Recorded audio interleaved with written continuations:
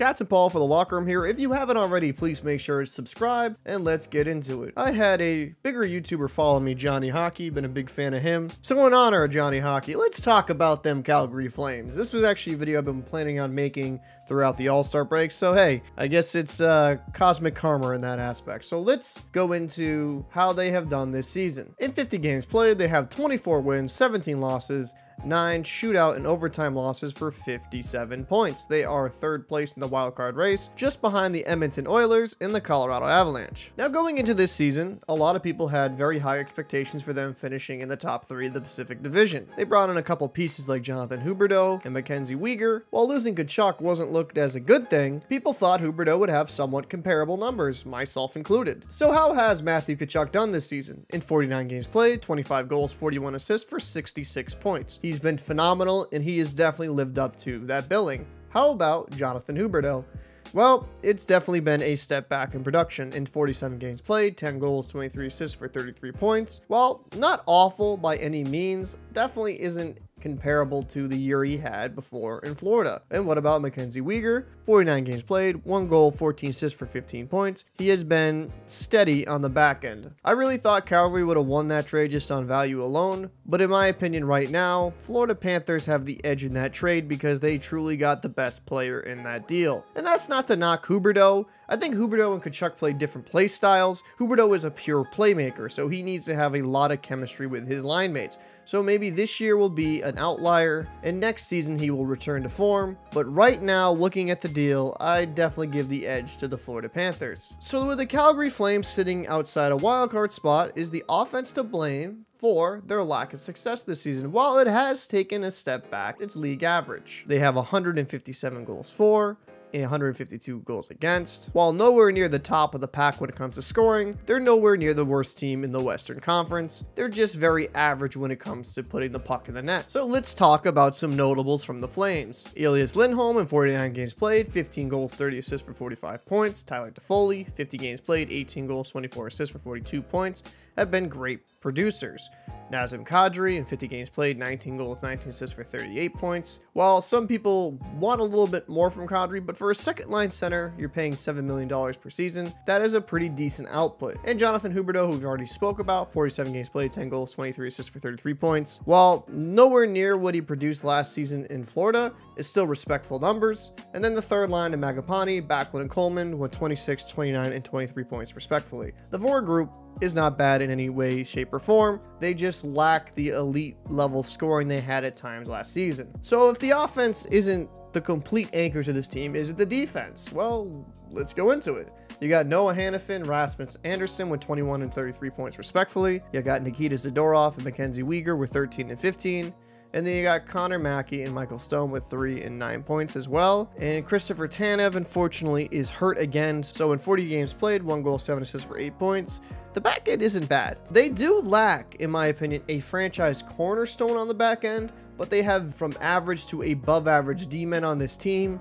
So it's not like it's a massive hole. There's nobody on the Calgary D-core, in my opinion. That is an absolute albatross. I just feel like when it comes to their offense and their defense, they're very average. Now, let's go into the goaltending. Is the goaltending the reason why this team is so bad this season? And spoiler alert, in my opinion, yes. And this hurts for me to say, because I'm a big Jacob Markstrom fan, especially going from Florida, where he didn't really pan out, going to the Canucks, struggling with the Canucks at times, finding his form his last couple of years there.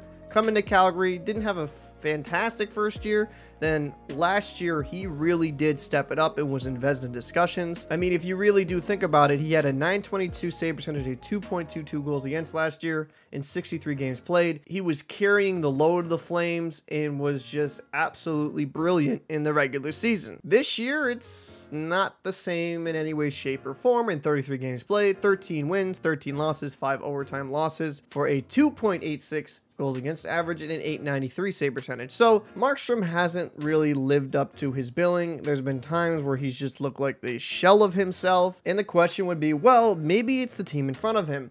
And what kind of gives me pause regarding that is Daniel Vladar, while not lighting it up, has stayed consistent with his career numbers. In 19 games played, 11 wins, 4 losses, 4 overtime losses for a 2.77 goals against average, a .904 save percentage. Daniel Vladar's career save percentage is a .903. Mind you, it's only 47 games played for his whole career, but there hasn't been a massive drop-off for Vladar when it comes to his statistics. I really like Vladar. I was a Providence Bruins season ticket holder. I watched him live. I think he's got some size, but I do feel like he lacks the top-end talent to ever become a franchise goalie, but I think he could be a very solid backup for years to come. And this is something I kind of had to ask myself, well, maybe Markstrom had a bad beginning of the season, and maybe he's bouncing back recently, but that's just not the case. He's on a 5-game losing streak.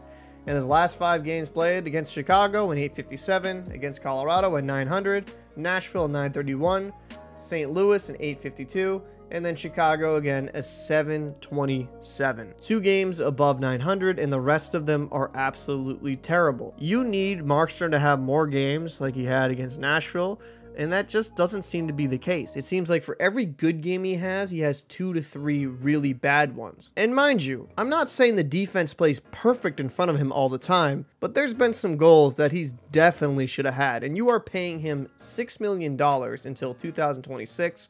You're hoping this year is just an outlier and he can return to form next season, because quite frankly, the Calgary Flames will go as deep as Markstrom takes them. Vladar is not going to win you a playoff series. And again, that's not to knock Vladar, but Markstrom's ceiling is far higher than Vladar's. You really need him to return to form. And I know this is a video talking about this season, but Calgary Flames fans need to be very optimistic about their future in net, because they have Dustin Wolf, who they drafted in the 7th round, 214th overall in the 2019 draft. He has just been phenomenal since he's played pro. Last season for the Stockton Heat in 47 games played, 2.35 goals against average, a .924 save percentage in 33 wins, 9 losses, 5 overtime losses. This season for the Calgary Wranglers, which by the way is an all-time hockey name, in 33 games played, 2.22 goals against average, a .926 save percentage, 25-6-1 record.